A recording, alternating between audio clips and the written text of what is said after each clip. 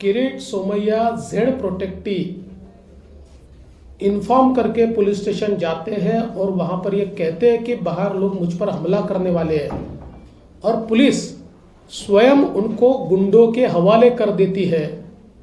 जिस प्रकार से मोहित कंबोज इनके ऊपर मॉब लिंचिंग का प्रयास होता है, ये सारी चीजें बिल्कुल स्पष्ट रूप से दिखती है कि ये सरकार विरोधियों को कुचलना चाहती है, जान से मारना चाहती है। और वैसे भी हम गृह मंत्री के बैठक में जाकर क्या करेंगे, क्योंकि उस बैठक में मुख्यमंत्री तो उपस्थित ही नहीं है और ये सारी चीजें मुख्यमंत्री जी के इशारे पर चल रही है। तो फिर ये बैठक से निकलने वाला क्या है?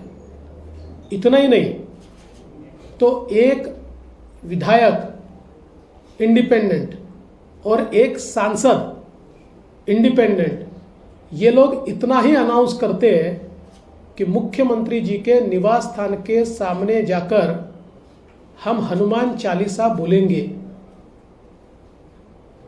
तो उनके ऊपर कार्रवाई की जाती है।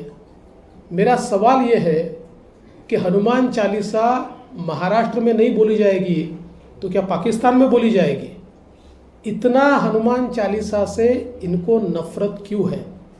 और सबसे बड़ी बात यह है कि एक महिला को नामोहरम करने के लिए, एक महिला को पस्त करने के लिए हजारों लोगों को इकट्ठा किया जाता है, आने जाने वाले के ऊपर हमला किया जाता है, उनके घर में पुलिस भेजकर उनको अरेस्ट किया जाता है। और इसमें आश्चर्य की बात यह है कि राजद्रोह का, देशद्रोह का, सिडिशन का आरोप उनके ऊपर लगाया जाता है। अगर हनुमान चालीसा बोलना ये देशद्रोह होगा, ये राजद्रोह होगा, तो हम में से हर व्यक्ति ये राजद्रोह करेगा। हम सारे के सारे हनुमान चालीसा बोलेंगे और अगर सरकार में हिम्मत है तो सरकार हमारे ऊपर राजद्रोह का गुनाह लगाकर दिखाए। लेकिन ये बात यहां तक नहीं रुकती है, इल्लीगली उनको अरेस्ट तो किया ही जाता है, इस प्रकार के अलग अलग गुनाह तो लगाए जाते ही है। लेकिन अभी अभी जो खबर आई है, उनको पुलिस कस्टडी में मिसट्रीट किया गया, उनको नीची जात का बच्चा बताकर उनके साथ दुर्व्यवहार किया गया, उनको पीने का पानी तक नहीं दिया गया। एक महिला सांसद को वॉशरूम जाने के लिए भी परमिशन नहीं दी गई। इस प्रकार से बदले की भावना से महाराष्ट्र में इससे पहले हमने कभी कार्रवाई नहीं देखी। हम तो महाराष्ट्र को पुरोगामी कहते हैं, लेकिन महाराष्ट्र में ऐसे अहंकारी लोग आज सत्ता में हैं कि जो अपने अहंकार के मद में लोकतंत्र को भूलकर, लोकतंत्र को पैरों तले दबाकर, लोकतंत्र को कुचलकर अपना राज चलाना चाहते हैं। मैं उनको चेतावनी देना चाहता हूं, हम संघर्ष करेंगे, हम डरते नहीं हैं।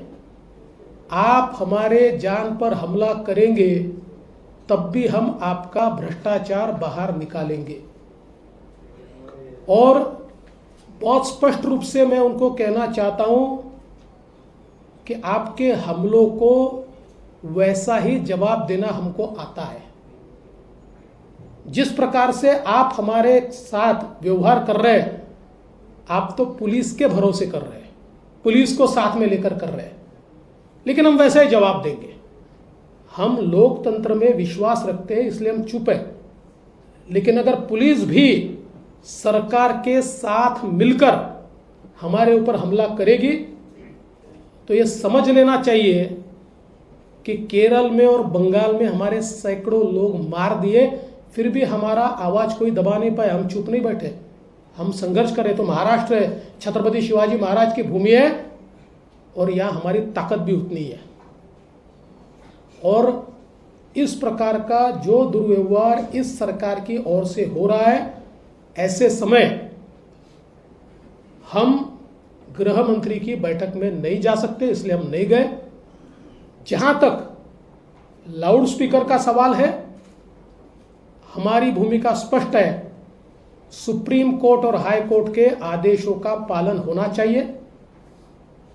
जिस समय पुराने जमाने में हम भी देवी के नवरात्र में रात भर जगराता करते थे, हम भी गणेश जी के समय देर रात तक कार्यक्रम करते थे, लेकिन सुप्रीम कोर्ट ने जब से यह निर्णय दिया कि रात को 10 बजे के बाद लाउड स्पीकर नहीं चलेगा और केवल 15 दिन। इंडिया टीवी हर वक्त हर जगह डाउनलोड करने के लिए सर्च करें India TV news Google play store या ऐप स्टोर पर।